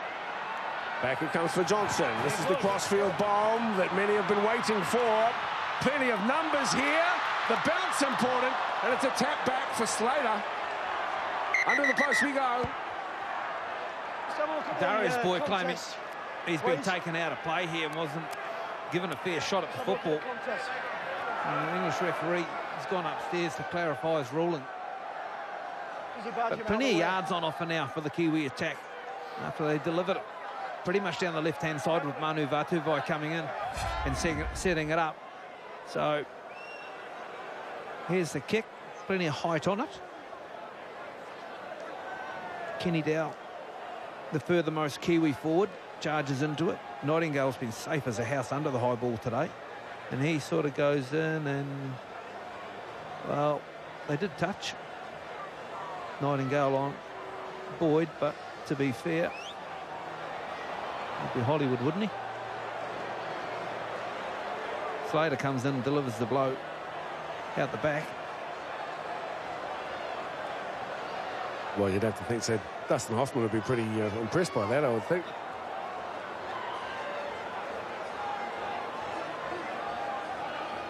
It's a part of the game where Australia's had more numbers contesting the ball throughout the game, and the Kiwis have only done it on a handful of times. No try. We realise that. That was a given. 6 minutes to play. And the Kiwis are down by 8. Something special needs to be conjured up here by the black and white jerseys as McKendry works it. Here's Pritchard now. On to Bromwich. Bromwich to the 22. Tackle 2. So Luke looking around. Finds Smith, and on the inside Blair. Cameron Smith makes the tackle on Adam Blair. He'll play it on the 10 metres now. Kiwis through Johnson. Johnson has a look, turns it on the inside. Back to Luke. Luke looking to combine with Johnson, instead goes to ground. He's 6 metres away from the try line now. Kiwis with the football. It's Mannering. Now Pritchard. Pritchard launches at the defence. Gets his arm free, but just couldn't pop the pass. Back it comes. This is Johnson. And a ball out wide there for Vatuvei. Set back on the inside and bundled into touch. Kiwis feed. That's the thought as Cronk gets bundled into touch on the far side. What I like here is a cool, calm approach of just wanting to go back and put the ball up in the air to contest it from Johnson, realising he had plenty of time. And then he had to have the ball right on the spot. The execution was perfect. Manu comes down, realises he's going out. Grabbed there by Cronk, covering up plenty of green and gold jumpers there, dare I say. The flag, well, it's part of the corner flag, but he certainly delivers the ball before the back end of Manu touches it. Remember, it's been more than a decade since New Zealand have beaten Australia at home. This, the 123rd Test match between these two proud rugby league nations, as young Sean Johnson on debut feeds for the New Zealand Kiwis. And it comes from Marshall. Marshall with a difficult ball. Sean Kenny-Dowell does very well to get in and take it. He'll get up and play it. First tackle. Marshall, back to Glenn. Hannon and also Smith. Smith has been wonderful today. 47 tackles from the skipper. Here is Luke again, probing and looking to sneak his way through. Comes at Watmo, gets the ball out the back, it's Glenn again. And he makes tackle, number 49. Yes, you guessed it, Cameron Smith. What a player. Marshall, cut out ball, played into the end goal. Kiwis did very, very well. No, he's out. He's out. No, in fact, I thought the Kiwis had done really well. It's the Australian fullback who has done really well to get back into the field of play. Some desperation now for the Kiwis as they look at the clock. 3.5 minutes to play. They had composure to get themselves a repeat set, and then they chanced their arm on the second play where they had to score. The pass was a shocker to Nightingale, who played it soccer style into the in-goal area. And they try and come up with the goods, but Slater does his best just to promote the football into the field of play, and then a penalty's given. So that's a game, you would imagine, which is disappointing from the Kiwis' point of view, because they really were finding something in the last 15 minutes. Well, as we are forced to do on many occasions, you must take your hat off to the professionalism displayed by the Australian side, even when under the pressure, under the microscope. They have just been a fantastic squad over the years as Friday takes the ball forward. Some frustration here for the Kiwis. Managing just the 2 tries. Johnson the intercept. Luke, a close range effort. Johnson was sweating on another intercept there too, if Cronk had thrown that ball. Here is Thurston. Hoffman has been very good too for the Kiwis, and Australia come up in numbers and shut them down in the end goal. Once again proving that even though there have been big gulfs between the two nations over the years, this gulf is starting to get closer. We're looking at 8-point ball game here. Could have gone either way. 14-6 at the half-time break. And Australia, well, the cream rises to the top. 2012 with 2 to play. A short kick-off from the Kiwis, looking to just create something out of nothing. This man's played strong too, Luke Lewis. Smith, Thaiday. Gallen on the spin, loses the football, Gallen. Cameron Smith comes to clean up, but the Kiwis will get the scrum feed. Obviously, the clock is working against him now, though, DJ. Yes. A minute and a half in this match remaining. Kelly Cherry Evans still sitting with a nice clean jumper on the bench, jumper 14, yet to enter the fray. Australia, marvellous set of 6. I mean, they come off their own end when Billy Slater just promoted the ball in the field of play. They trapped Hoffman at the other end of the football field in the end goal. Let's go. The disappointment on the faces of the Kiwi supporters and players quite obvious. They can take some comfort in the fact that they are the New Zealand team, still world champions until the World Cup is played next year. Happy faces on the Australian bench. Alex Glenn has tried hard today.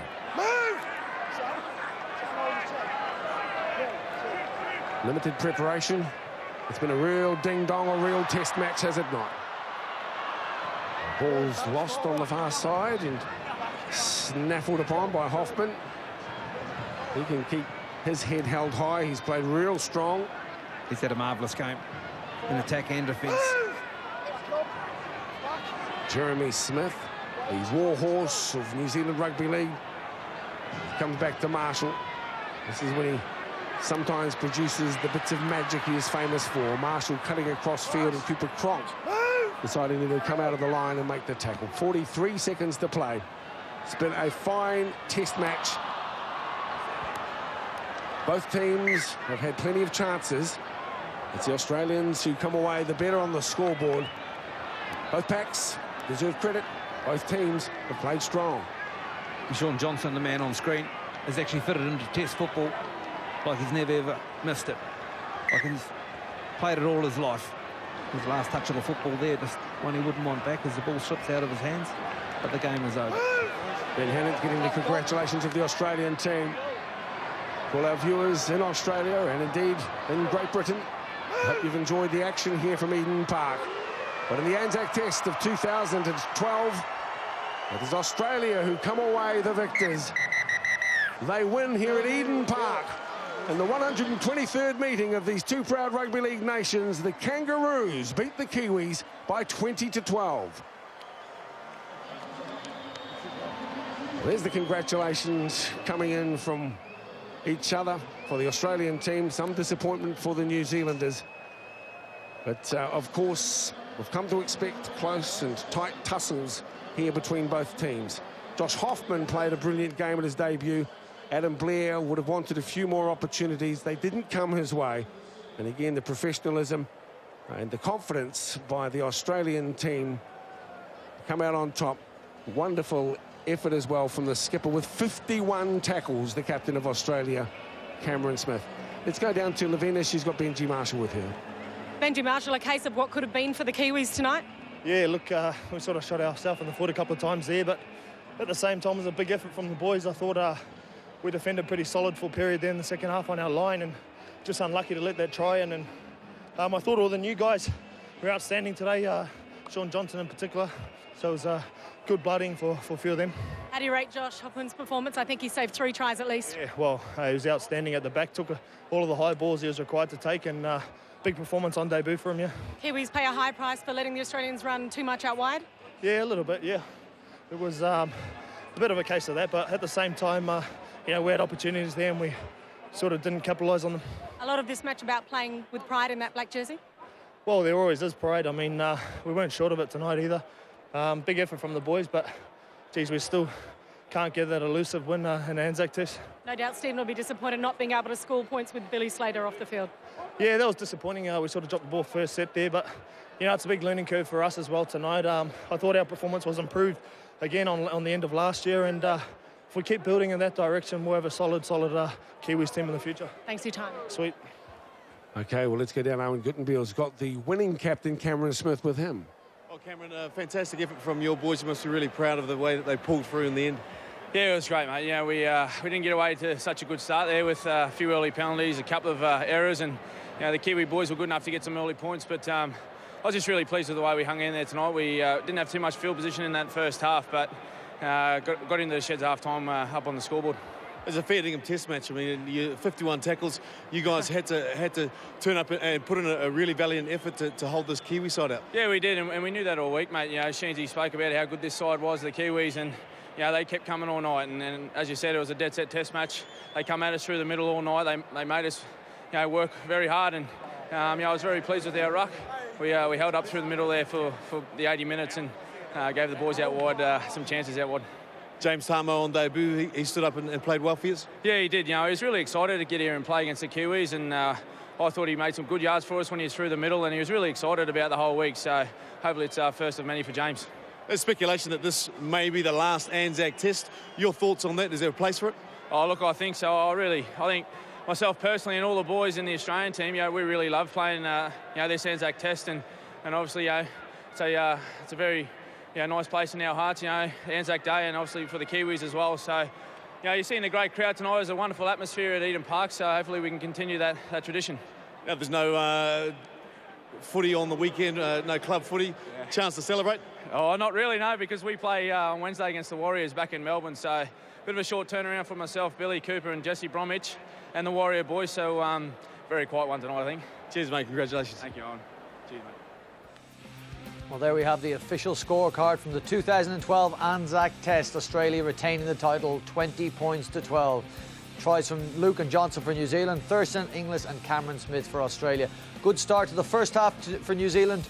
Great start to the second half for New Zealand, John. Yeah, it was. We all felt that New Zealand did need a big start to the half, and Sean Johnson delivered, didn't they? He read Cooper Cronk's pass there and his intentions as he shaped a pass and then really opened up, didn't he, to score a memorable try on his international debut, streaking in there. And what a great way to start, I guess, your international career and the second half of the game. And Isaac Luke there as well. He's very, very happy with his teammate. He scored the first, if you remember. Sean Johnson with the second, and that took it to 12-14, right back in the game. New Zealand, though, not spending long enough in Australian territory. Here's one reason why. A good initial chase there from the Kiwis, but then little frustration as Uarte beats 2 tackles and Matalino giving up field position through that high shot. And it was only the New Zealand fullback Josh Hoffman, Benji Marshall saying they had an outstanding game, in defence especially, that spared New Zealand blushes moments later. Cooper Cronk straight through the line.